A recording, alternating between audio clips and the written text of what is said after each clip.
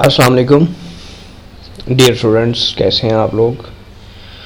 Dear students, today we will learn about time complexity and asymptotic notations in advanced analysis of algorithms. Today we solve all the problems in computer. So to solve all the problems there is always an algorithm. Algorithm is not a new thing. Every day we solve our different problem regardless of computer. To solve a particular problem, the steps we adopt is called algorithm. Or in a simple words, algorithm is a step-by-step procedure to solve a problem. Problems may differ in their nature. Some problems are very complex, some problems are simple. To solve these problems we need different kinds of algorithms,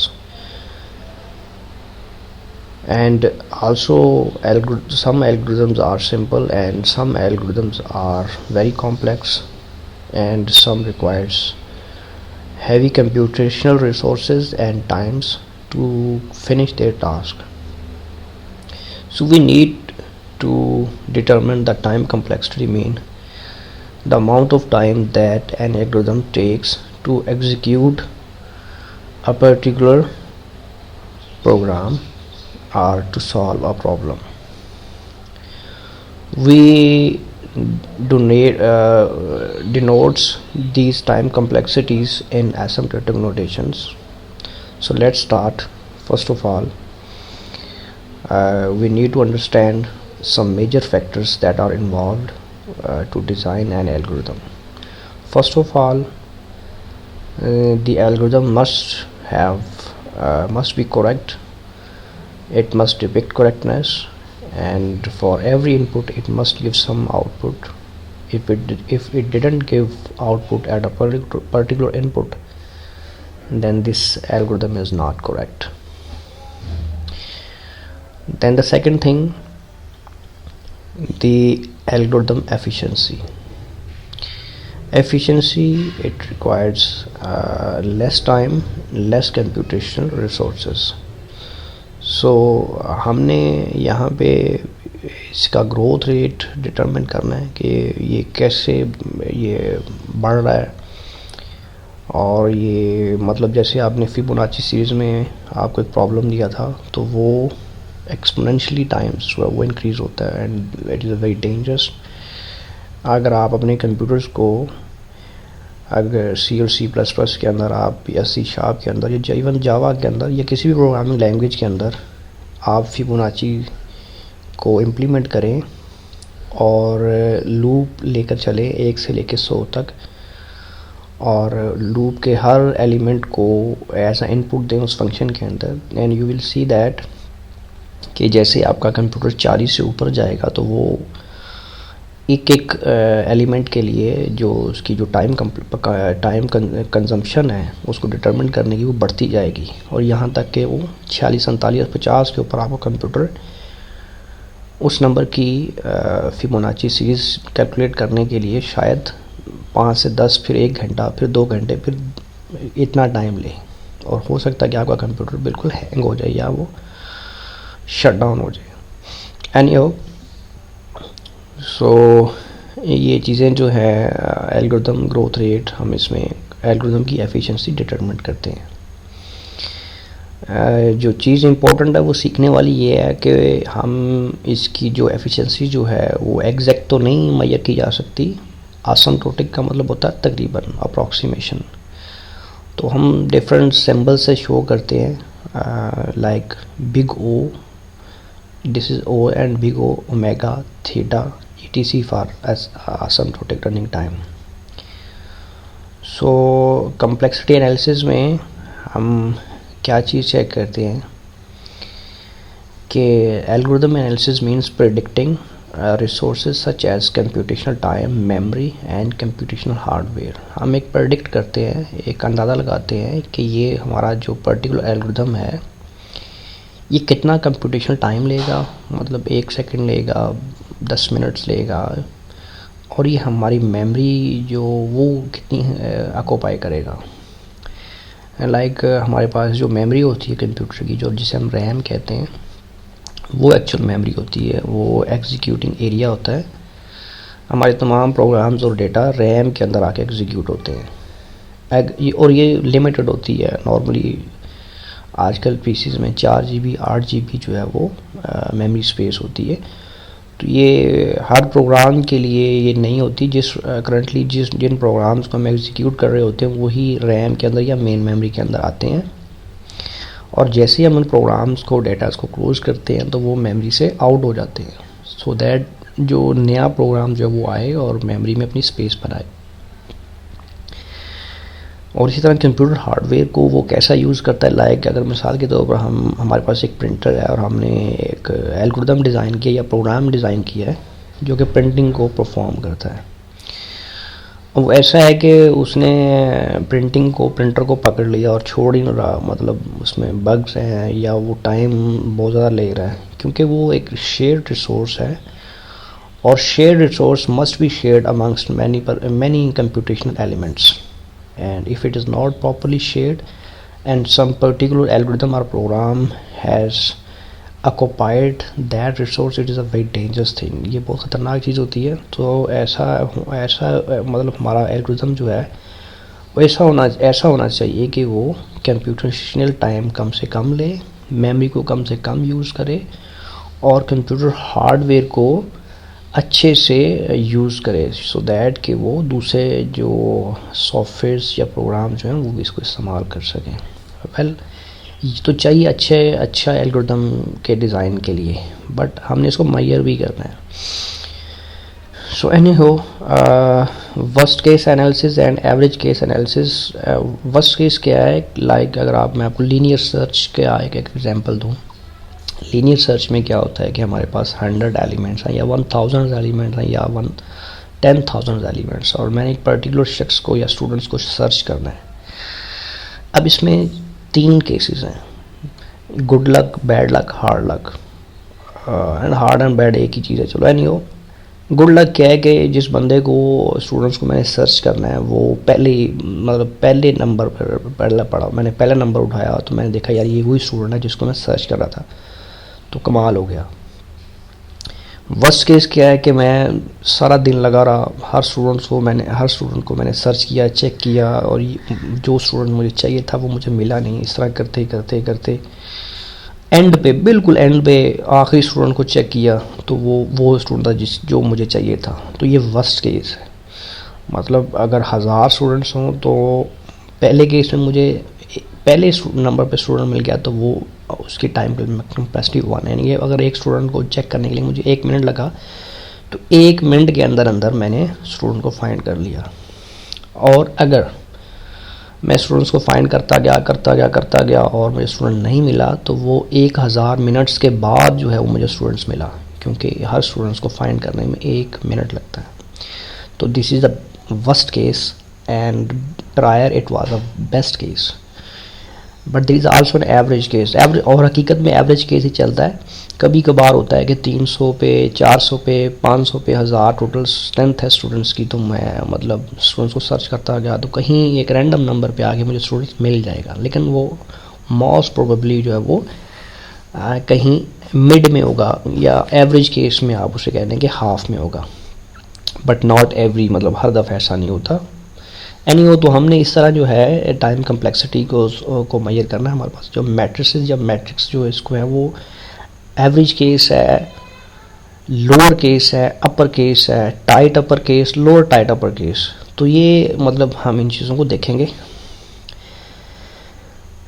very helpful but treat with care what is an average random and real life input something that. या हम basic example लेंगे कि मिसाल के तौर पर हमारे पास जो है D and the set of input size of a problem. या मतलब ये कह रहा है कि हमारे पास किसी भी प्रॉब्लम की एक बहुत बड़ी एक रेंज है। लाइक हमारे पास स्टूडेंट्स हैं तो हमारे पास जो है वो 10,000 स्टूडेंट्स हैं, और उसमें से आई जो है एक पर्टिकुलर एलिमेंट है उसमें से, मतलब हमारे पास 10,000 स्टूडेंट्स थे हमारे कॉलेज के अंदर और हमने किसी एक को सर्च करना है। TI total time or total number of operations performed on I to search or to do something, क्या हमने उसको फाइंड करना है, उसको जो है वो कोई इनाम देना है, या कोई भी XYZ जो है उसके घर कोई इतला देनी है, या XYZ उसके अटेंडेंस लगानी है, तो वो उसको सर्च करने में कितने नंबर ऑफ ऑपरेशन परफॉर्म होंगे, वो डिफाइन क्या कर सकते हैं कि maximum time required to search this one and such that I is a member of the whole collection of this one. तो उसको number of operations और number of steps required that is a maximum of T of I, कि हम उसको worst case में अगर ले जाएं कि हमारे पास जो है टोटल 1000 है, तो हम चलते जाएं तो हमारे पास एट लास्ट कम से कम 1000 तो कंफर्म है ना कि 1000 से ज़्यादा तो नहीं जाएगा कहीं, क्योंकि हमारे पास स्टूडेंट्स की तादाद ही 1000 है, तो 1000 से ज़्यादा तो जाने लगा, तो ये टोटल नंबर ऑफ स्टेप्स हैं। और जबकि ये भी हो कि वो स्टूडेंट जो है वो प्रेजेंट भी हो, ऐसा ना हो कि हमने 1000 तक भी तलाश किया लेकिन वो स्टूडेंट था ही नहीं। It must be present in the set of students are set of some collections and we are searching about a particular elements and the total iterations or steps required and is the number of total the strength of total the collection of this one, कि हमारे पास ये जो collections की जो total strength है वो 1000 है, वो ऐसा। Call the worst case complexity of algorithm where Vn is the maximum number of basic operations performed by the algorithm on any input of size n. Okay, I hope it is a very simple ये clear हो गया होगा। On average में क्या है कि हम different probabilities लेते हैं।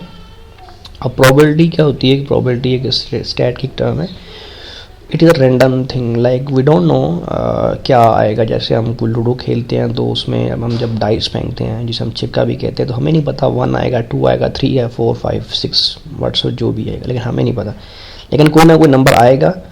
हम प्रोबेबिलिटी कर सकते हैं, हम अपना एक दे सकते हैं कि अगर देखो यार ये पैटर्न चल रहा है, ये 1 आया, अब 2 आया, 3 आया, तो अब ये आ सकता है। तो इस तरह ये भी एक साइंस है, इसमें ये चीज़ें चलती हैं। यानी वो हमारे पास जो एसिम्प्टोटिक नोटेशंस जो उसकी प्रॉपर्टीज़ जो हैं, हम क्या करते हैं characterized algorithm based on asymptotic notation called linear, quadratic, polynomial, exponential, कि हम क्या करते हैं जनरल बताते हैं कि यार ये जो हमारा जो एल्गोरिथम है ये लीनियर है, क्वाड्रेटिक है, पॉलिनोमियल है या एक्सपोनेंशियल है।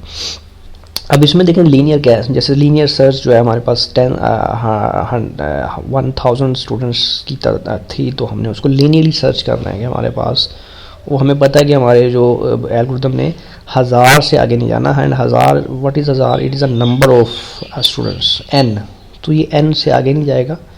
क्वाड्रेटिक क्या है, जिसे हम जिसकी पावर 2 होती है, लाइक जिसकी जो पावर 2 होती है उसको हम क्वाड्रेटिक इक्वेशन कहते हैं, like n square. Polynomial mean n cube, n4, n5, any numbers. And exponential 2 to raise power n, 3 to raise power n। Exponential जो है फिबोनाची सीरीज के जितने भी एल्गोरिथम्स होते हैं वो एक्सपोनेंशियल टाइम्स के ऊपर लाई करते हैं। एनी हो, आगे ज़रा देखते हैं हम इसमें क्या करते हैं, इग्नोर करते हैं स्मॉल और कॉन्स्टेंट्स। लाइक मिसाल के तौर पर मेरे पास 2n स्क्वायर एक एल्गोरिथम जिसकी टाइम कम्प्लेक्सिटी, तो मैं 2 को ख़त्म कर दूँगा। मेरा जो फोकस या हम सबका जो फोकस होता है एनालिसिस ऑफ एल्गोरिथम में, वो उनकी पावर्स के ऊपर होता है, उनके कॉन्स्टेंट्स कोफिशिएंट्स के ऊपर नहीं होता। सो हम एस्टिमेट लगाएंगे upper bound, lower bound, growth rate of time complexity, describe running time of algorithm as grows to infinity, describes behaviour of functions within the limits. So हम ये इसको ज़रा देखेंगे। इसकी लिमिटेशंस क्या है, not usual always for analysis of fix size inputs. हमारे पास जो फिक्स साइज के इनपुट है ये बिल्कुल एक्यूरेट नहीं होता, एक जैसे एक अंदाज़ा होता है, एक प्रेडिक्शन होती है। All the results are sufficiently large inputs. हम जो कहने का यहाँ पे मकसद ये है कि जितने सैम्पल जितना अच्छा हो, स्टैट का एक टर्म है कि एक्यूरेसी ऑफ डेटा क्या है कि आपका जितना सैम्पल साइज़ बड़ा हो उतना ही आपका रिजल्ट्स जो है या आपकी प्रेडिक्शन ज़्यादा आती है। जब हम मिसाल के तौर पर कोई चीज़ जो है, किस चीज़ के बारे में कोई अंदाज़ा लगाते हैं, लाइक कोई फसल है और हम उसकी सैम्पल में चंद चीज़ें उठाते हैं तो हमें अंदाज़ा हो जाता है कि बाकी भी सब चीज़ें एक जैसी हैं। तो सैम्पल साइज़ जितना ज़्यादा अच्छा होगा उतना ही आप अच्छी प्रेडिक्शन कर सकते हैं। अब हमारे पास हम एक एल्गोरिथम को उसके ऊपर एनालिसिस कर रहे हैं, तो हमारे पास जो नंबर ऑफ़ इनपुट्स एलिमेंट्स जो हैं वो ज़्यादा होने चाहिए। जितने ज़्यादा होंगे हम उतना अच्छा उस पर एक्सपेरिमेंट करके उसकी टाइम कम्प्लेक्सिटी मेजर कर सकेंगे। एनीहो, हमारे पास जो एसिम्पटोटिक नोटेशंस जो हैं वो हैं हमारे पास ये थीटा है, बिग ओ इसे बिग ओ कहते हैं, omega small O small omega, where we use theta to mean order exactly orders, मतलब दरमियान में अपर बाउंड और लोअर बाउंड। अगेन मैं रिपीट करता हूँ कि मैंने थोड़ी देर पहले बताया था कि हमारे पास वहाँ 1000 स्टूडेंट्स हैं और हमने किसी पर्टिकुलर स्टूडेंट को सर्च करना है। तो इसमें बेस्ट केस क्या है कि स्टूडेंट जो है फर्स्ट पोजीशन पे बैठा हुआ है, और वर्स्ट केस क्या है कि वो कहीं एंड पे बैठा हुआ है।